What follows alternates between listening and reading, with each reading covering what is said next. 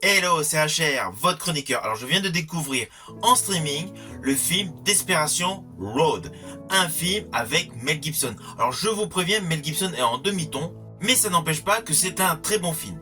Je suis tombé dessus par hasard, il faut que je vous en parle. Let's go.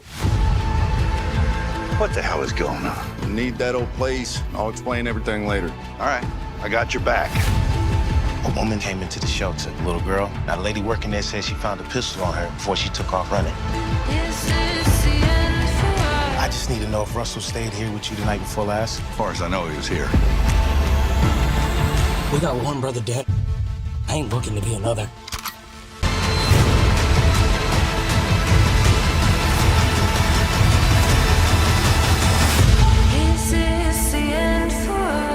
Life's a whirlwind. Alors le pitch de base de ce film est le suivant. Nous avons 3 segments d'histoire qui se divisent. Au début, nous avons donc une jeune femme avec sa fille qui veut aller dans le Mississippi. Nous avons un homme qui sort de prison, qui se fait casser la gueule par 2 individus. Et nous avons un méchant qui a justement cassé la gueule à celui qui est sorti de prison, qui a un gros problème avec sa femme avec laquelle il a divorcé. Il ne peut plus voir son fils. Voilà, c'est le pitch de base de ce film. 3 arcs narratifs. Évidemment, 3 arcs narratifs qui sont appelés à fusionner ensemble. Alors assez rapidement, l'ouverture de ce film est tonitruante. Nous découvrons donc la femme qui a sa fille, donc qui a des difficultés financières, qui vit dans un motel miteux. À la suite d'un concours de circonstances, elle se retrouve embarquée par un policier. Là, elle est maltraitée. Celle-ci réussit à s'en dépêtrer en tuant le policier. Voilà, c'est vraiment le point de départ de ce film. Film qui traverse moult étapes au fur et à mesure du déroulé de l'histoire. Ne vous inquiétez pas, vous me connaissez, je n'irai pas plus loin concernant la trame scénaristique. À la fin de la vidéo, je ferai un petit spoil, mais c'est davantage un spoil concernant une certaine scène, la manière dont elle a été réalisée. Donc revenons à mon analyse. Alors je vous le dis d'entrée de jeu, le film est tourné de manière très classique. Il n'y a pas de plan séquence extraordinaire, révolutionnaire. On est dans un produit cinématographique très classique, très convenu. C'est un film qui est réalisé de la même manière qu'un autre film que j'avais évoqué dans une chronique dernièrement, avec en plus une ambiance assez similaire. Je parle bien évidemment de ma vidéo concernant le film Paradise Highway. Paradise Highway présentait donc un monde autour des camionneurs, avec une histoire d'une enfant, beaucoup de mélancolie, un côté mélodramatique et énormément de nostalgie. Le film Desperation Road est dans la même lignée.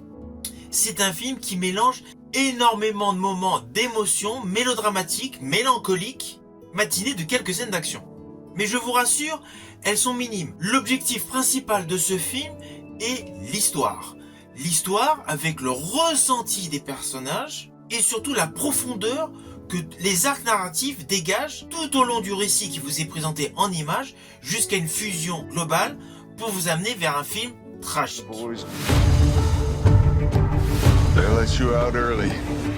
You ain't on my reach, boy. Alors je préciserai que l'atout principal selon moi dans ce film est l'interprétation des acteurs. Elle est excellente. Alors oui, vous avez vu dans la bande-annonce, vous voyez sur la fiche de cinéma, vous voyez l'acteur Mel Gibson. Mais dans ce film, il a un rôle à contre-emploi par rapport à de nombreux films dans lesquels il a joué. Je pense notamment à la saga L'Arme Fatale. Ça t'est arrivé de rencontrer des gens que tu n'es pas tués? Je t'ai pas encore tué, toi. Maintenant, allons-y. Préparez-vous à quelque chose de fatal. 1, 2, 3. L'arme fatale 2. We never talk about marriage.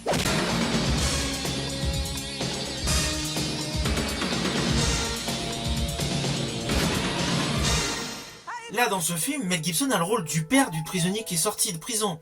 De ce fait, son interprétation n'a rien à voir avec tous les action movies qu'il a pu tourner. Surtout que ces derniers temps, il a fait pas mal de direct ou DVD. Là, sa composition dans ce film est beaucoup plus en profondeur, beaucoup plus mélancolique, et les lignes de dialogue qui lui sont accordées ne sont pas énormes au fil du film. Certes, son rôle émaille à différents moments le film, mais à chaque fois que nous le découvrons à l'écran, il y a beaucoup d'émotions. Je dirais dans un registre beaucoup plus émouvant, beaucoup plus intense, sa prestation se rapprocherait plus de celle qu'il avait dans L'Homme sans visage. God, I wish you were. What are you hiding? Is it this? Is this what you see? But if that's all you see, well then, you don't see me.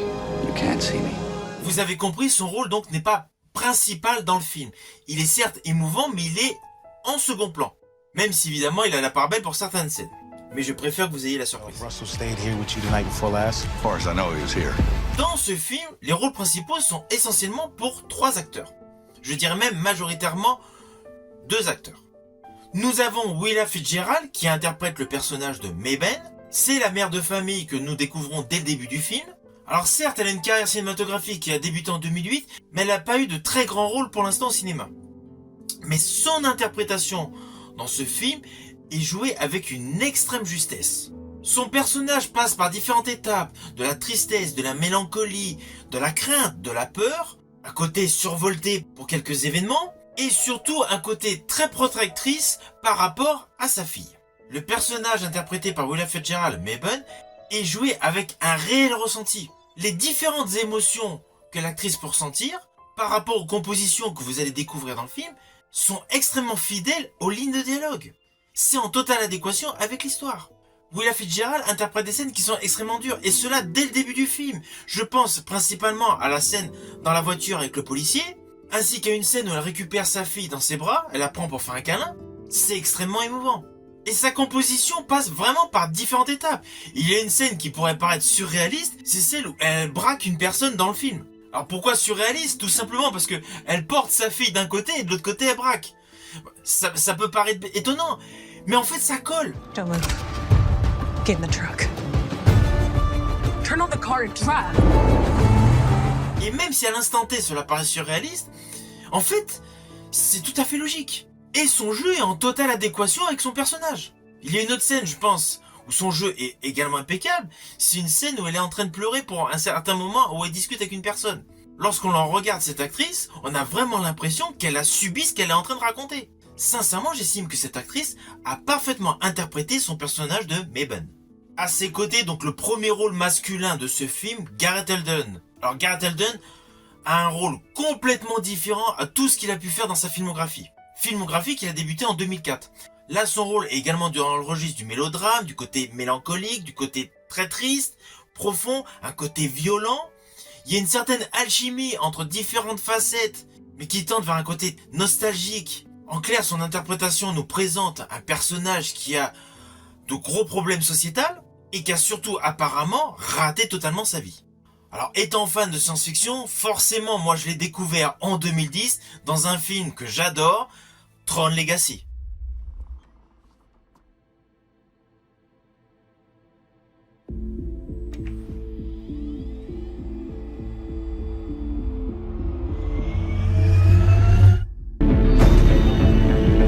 Je l'ai également apprécié dans des thrillers comme 10 Sentences, Mojave, et un rôle radicalement différent de son interprétation dans Desperation Road, Mudbound. Alors, aux côtés de Gareth Eldon et de Willa Fitzgerald, nous avons l'un troisième personnage qui a également donc une histoire importante, c'est Ryan Hurst. Ryan Hurst qui interprète le rôle de Larry. C'est lui le personnage qui a des problèmes conflictuels avec son ex-femme, il a divorcé, et il souhaite avoir des contacts avec son fils, contacts qu'il n'arrive absolument pas à avoir. C'est un homme assez particulier, il est porté sur l'alcool, il est violent, et il fait partie des méchants du film. Vous allez le voir assez rapidement au tout début du film. Sa composition lui colle comme un gant. Pourtant, sur toute sa carrière, il a eu des rôles complètement différents. Vous avez pu le voir à la télé dans Fear the Walking Dead, mais au cinéma, vous avez pu le voir aux côtés de Tom Hanks dans Lady Killer. Il a donc souvent alterné donc cinéma et télé depuis 1997, il a une très belle carrière, et son visage, vous l'avez forcément vu dans de nombreux seconds rôles. Vous avez compris, on a un bon casting, avec en plus donc en second rôle, Mel Gibson. Mel Gibson qui selon moi, en ce moment est en train de faire un grand retour en force au cinéma. D'ailleurs, pour la petite histoire, sachez qu'il va réaliser pour la Warner Bros. La suite de son super succès, La Passion du Christ. Et il va réaliser lui-même L'Arme Fatale 5. il succède à Richard Donner. Bon, Richard Donner n'est plus. Et donc, L'Arme Fatale, ça va être réalisé et interprété par Mel Gibson. Ça, c'était pour la petite histoire. Alors, je dirais concernant l'histoire de Desperation Road, qui pourrait paraître assez classique, la mise en scène apporte une plus-value énorme au récit. Ok, l'histoire, on peut se dire, on a déjà vu ça dans tel ou tel film, où ça se rapproche de telle ou telle idée qu'on a pu voir. À la différence, c'est qu'il y a un twist à la fin qui n'est pas du tout prévisible. J'ai vu des tonnes et des tonnes de films, et honnêtement, le twist, je ne l'ai pas vu venir. Même si l'histoire vous paraît assez classique. Bref, alors je vous disais donc, le principal atout de ce film, c'est la réalisation. Le film est réalisé par Nadine Crocker, et je dirais que c'est peut-être là justement la grosse plus-value de ce film. Parce que ce film en fait dégage énormément d'émotions, de sentiments et surtout de nostalgie. Et je dirais même que la touche féminine justement apporte une plus-value à cette volonté de sentiment mise en image. Il y a une très belle part de féminité et d'humanité tout au long de ce film. Je dirais que ce côté féminin, ce côté sentimental, ce côté nostalgique qui est extrêmement bien édulcoré, permet d'avoir une fin d'une extrême beauté. Le film est extrêmement réaliste, le film mélange donc des moments extrêmement durs, des moments criants de vérité sur la rudesse de la vie, et surtout il met en avant la difficulté que des femmes peuvent avoir par rapport à des hommes. Et pas uniquement par rapport à la femme avec sa fille. Vous le verrez dans le film, il y a une scène qui se passe sur un terrain de baseball, il y a une autre femme qui a des difficultés. J'estime que la réalisation de Nadine Crocker est superbe. En partant d'un postulat de base de film thriller, film à histoire, film à plusieurs arcs narratifs différents, elle a réussi à mettre en image une vraie histoire sentimentale, nostalgique, mélodramatique, avec de surcroît une très belle musique minimaliste en basse sonore. Nous n'avons pas dans ce film des plans séquences submergés par la musique. La musique n'est qu'un apport supplémentaire, mais en demi-ton, pour permettre à tous les protagonistes, à tous les acteurs et les actrices, de nous présenter un excellent jeu, afin de nous dévoiler une très belle histoire. Alors, outre le fait de la réalisation de Nadine Crocker, le scénario est extrêmement fin. Toutes les lignes de dialogue sont bonnes. Vous allez avoir une tension prenante, vous allez être tenu en haleine du début jusqu'à la fin, et vous allez découvrir de nombreux rebondissements. C'est un film que je classerai dans la catégorie des films d'auteur. Alors attention, ce que je vais vous dire s'apparente à un spoil. La scène se déroule le soir sur le porche de la maison de Mel Gibson, dans l'histoire. Il est assis donc sur un rocking chair, aux côtés de son fils donc interprété par Gareth Edlund. Ils sont tous les deux donc assis et ils évoquent donc des souvenirs. Énormément de nostalgie, énormément de profondeur dans cette scène et surtout énormément de connivence. Alors c'est une scène sur le fond banale. Deux acteurs discutent assis donc sur un perron, sur des rocking chairs. Mais la particularité de cette scène, c'est que outre le fait qu'elle est extrêmement bien jouée, c'est que les différents propos, les regards entre les deux protagonistes, mais sonnent à 100% réels. Personnellement, lorsque je repense à des discussions avec mon père, j'ai repensé le même style. On peut avoir le même jeu de regard, le même type d'expression. Pas les mêmes dialogues, certes, mais cette scène est jouée avec extrêmement de justesse. J'ai vraiment aimé cette scène.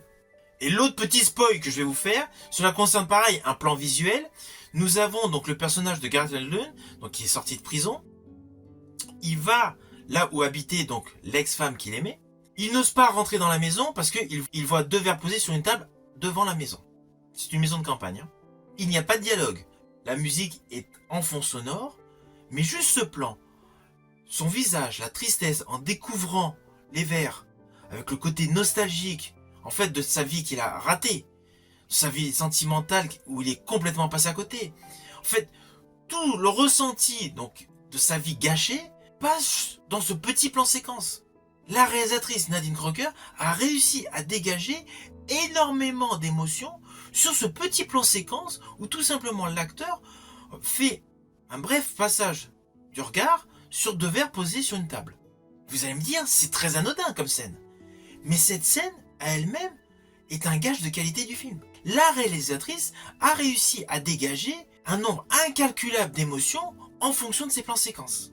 C'est une chose que j'ai particulièrement aimée. David, somebody help us!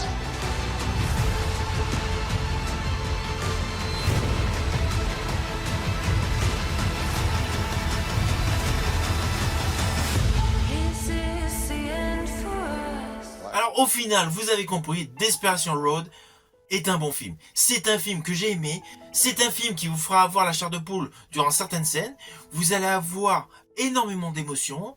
C'est un film que certains pourraient critiquer en se disant « il y a Mel Gibson, il n'y a pas d'action ». Ben non, c'est parfait. Mel Gibson s'est énormément joué aussi dans des films où il n'a pas forcément le leadership et où beaucoup d'émotions se dégagent.